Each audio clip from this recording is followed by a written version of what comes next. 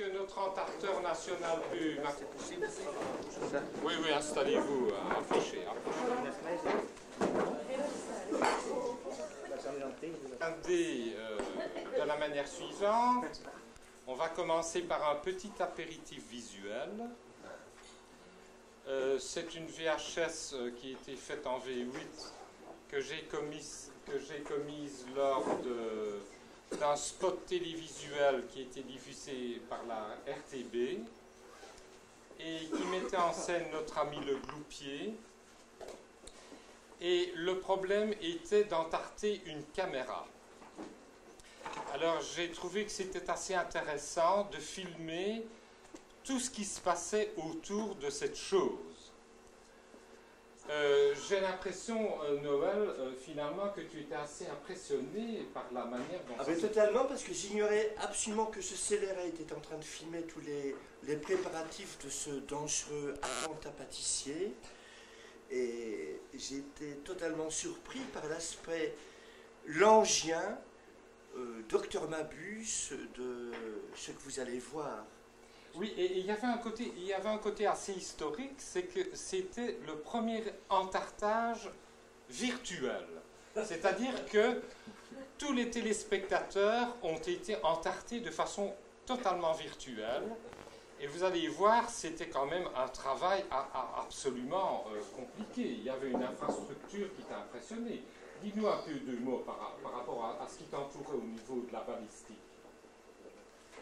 Ah ben, et là, tout s'est fait dans la plus réjouissante gravité et dans une ambiance de redoutable complot criminel. Est-ce que ça ne t'impressionnait pas le fait qu'il y ait un encombrement technologique tellement énorme autour de toi pour façonner cette chose qui est totalement, finalement, idiote? Ah, mais c'est ça qui était totalement extraordinaire, ce déploiement de moyens inouïs pour des objectifs tout aussi splendidement grotesques. C'est un peu ça, la vie. Vivons de plus en plus rigolotement et de plus en plus aberramment.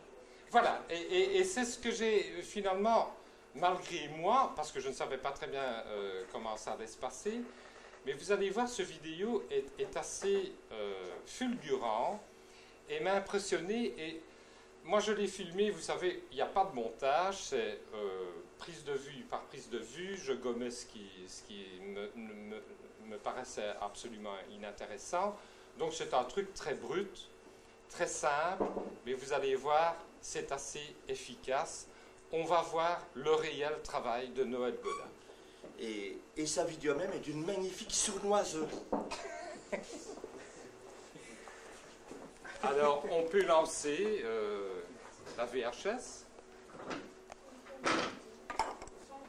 Vite, vite, le son! Le son. Recommence, parce que autrement ça n'a pas de sens. Il faut le son. Reviens en arrière. Reviens en arrière, reviens en arrière. Il faut revenir en arrière. Reviens en arrière. Reviens en arrière. Rewind, voilà. Et tu fous le son parce que autrement ça perd de son sel. Voilà. Što je poprošli želo za snije, što ideš Noel Godenške, Noel Godenške štiješ tatovoš, štel glup štaj, to rožoš zestni kribivoč. Tel muzej fotografijske, čanske, verševalže, Noel Godenške štije pošlan statovoš, ki je stašunstvi, ki ti vrošatstje. Da, što je? Спасибо. Смотрят Рошижин sind Fakschotski. Doš kenšu monster. 1, 2, 3, 4, 5, 6. Da, слушай, ты же узнаешь, что с нитью трогать. Stop là, parce que c'est un autre plan là. Bon, ben, j'espère que vous avez compris le sens et l'intérêt de ce film, qui finalement était beaucoup plus intéressant que la plupart des actions vidéo des vidéo artistes, parce qu'au moins ici il y a un suspense. Alors maintenant, on va procéder par ordre. On va vous présenter le film Pauvre France de Stéphane de Coster.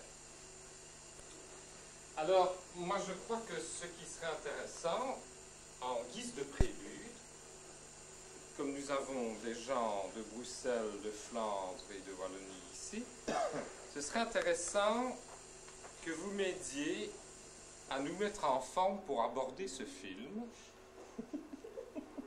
de façon intellectuelle et morale.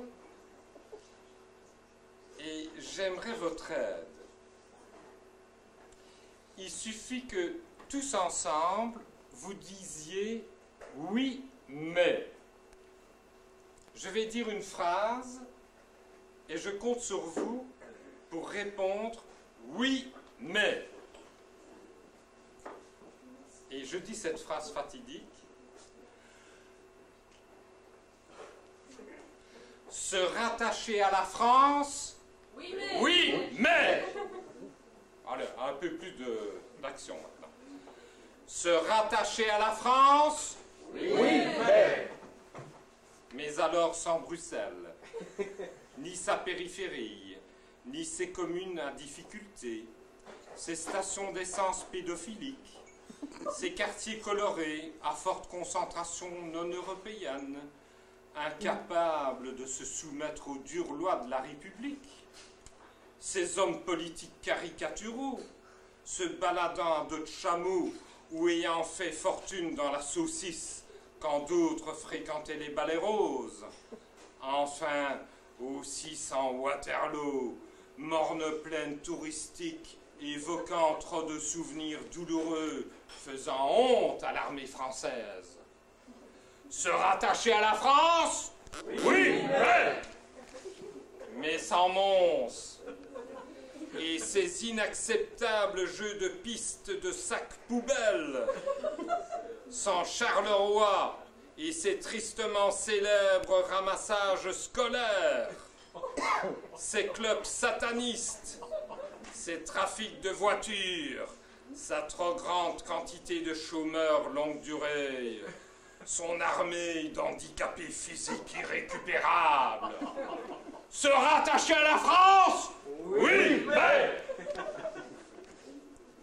mais sans Liège, ni Verviers, ni les Fourons, ni Namur, pour toutes sortes de raisons que ma propre sécurité personnelle m'empêche de développer devant vous, mesdames et messieurs. Évidemment, comme dans notre pays, qui est un pays d'une imbécilité formidable et intéressante, c'est pour ça que les artistes sont contents d'être là, dans ce pays absurde, ça ne s'est pas fait, c'était Paris-Bruxelles à Paris, et Paris-Bruxelles, évidemment, à Gand. Mais c'est intéressant.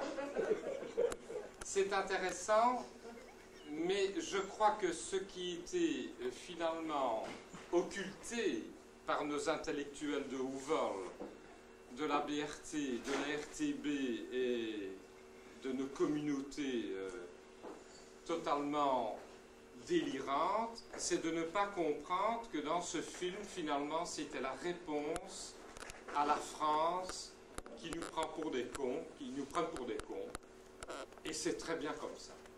Je crois qu'il faut continuer dans ce sens-là, et il faut perdurer dans cette situation et finalement faire de ce pays extraordinaire le pays de l'art, car ce n'est pas un pays.